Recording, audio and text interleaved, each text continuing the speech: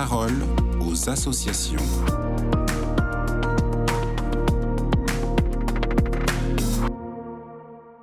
Bonjour à tous, bienvenue dans la parole aux associations. Aujourd'hui, je suis avec Mickaël Fèvre. Bonjour Mickaël. Bonjour. Vous êtes responsable communication et recherche de fonds chez Fidesco et aujourd'hui, on va parler du parrainage des volontaires. Alors, ma première question, c'est comment les missions de volontaires sont-elles financées ? Alors je vous partage d'abord un chiffre repère. On estime le coût d'un volontaire sur le terrain à environ 20 000 € par an. Ces 20 000 € correspondent à la formation, aux billets d'avion, aux indemnités mensuelles des volontaires, à leur logement, à leur accompagnement sur le terrain, au soutien administratif et au suivi, mais aussi bien sûr aux assurances, aux cotisations sociales et à la couverture santé de nos des volontaires. Et en fait, ce sont essentiellement les dons, liés à la générosité des donateurs qui permettent de supporter ces coûts, puisque 75 de nos ressources sont issues de dons de particuliers ou d'entreprises, les 15 restants étant issus de subventions publiques. Alors justement, comment se répartissent ces dons ? Alors sur ces 75 plus de 50 proviennent du parrainage. Le reste correspondant à des dons d'entreprises et de particuliers qui choisissent de soutenir la mission au sens large, sans parrainer un volontaire sur le terrain. Ça veut dire quoi? Ça veut dire qu'en fait, chez Fidesco, les missions sur le terrain ne peuvent avoir lieu que grâce au soutien des parrains des volontaires qui sont envoyés.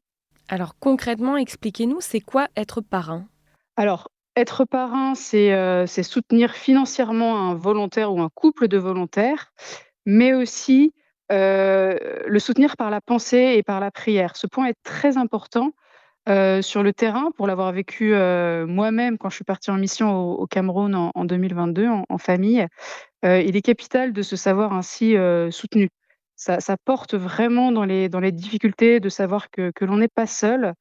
De la même manière d'ailleurs que ça porte dans la difficulté de recevoir du saucisson, de la crème de marron ou du fromage sous vide par la poste. En contrepartie de son parrainage, le parrain reçoit tous les 3 mois, par voie postale, le rapport de mission du volontaire ou du couple de volontaires qu'il parraine. Dans ce rapport de mission, le volontaire partage, son quotidien sur le terrain, ses découvertes, mais aussi, le déroulement de sa mission professionnelle et puis son cheminement, humain et spirituel parce que, la mission c'est vraiment une aventure qui transforme. Ce qui est beau, c'est que si la majorité des parrains sont des proches, des connaissances des volontaires, certains ne font absolument pas partie de leur cercle, proche ou moins proche et c'est aussi la beauté de cette démarche de parrainage qui permet à des inconnus d'être portés par la mission des volontaires et vice versa. Est-ce qu'un volontaire peut quand même partir s'il n'a pas de parrain ?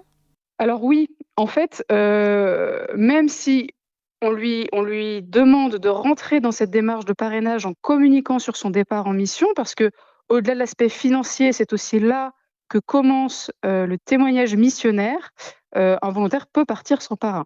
En fait, quand un donateur choisit de parrainer un volontaire, son don sert au fonctionnement de toutes les missions en cours. Ce qui nous permet justement de ne pas, conditionner le départ de nos volontaires, à des résultats de collecte. Merci beaucoup pour ce partage, Mickaël. J'invite les auditeurs à aller se renseigner sur le parrainage ou sur le volontariat directement sur votre site internet fidesco.fr. Je vous souhaite une très belle journée et à bientôt.